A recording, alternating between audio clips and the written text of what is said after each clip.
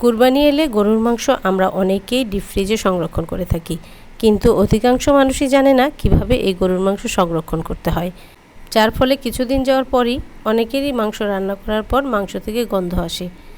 কিভাবে গরুর মাংস সংরক্ষণ করলে বেশ কিছুদিন ডিপ ফ্রিজে ভালো থাকবে সেটাই আপনাদের সাথে শেয়ার করছি। এজন্য লাগবে পরিষ্কার পানি। একটি পাত্রে কিছু পরিমাণ পরিষ্কার পানি নিয়ে নিয়েছি, তার মধ্যে দিয়ে দিলাম গরুর মাংসগুলো। গরুর মাংস পানিতে 3-4 মিনিট ভিজিয়ে রাখার পরই দেখতে পাবেন পানিটা লালচে রঙের হয়ে গেছে। এই লালচে রঙের পানিটা ছেঁকে ফেলে দিতে হবে। যতক্ষণ পর্যন্ত মাংসগুলো থেকে পানি ঝরা শেষ না হবে ততক্ষণ পর্যন্ত পানিটা ঝরিয়ে নিতে হবে।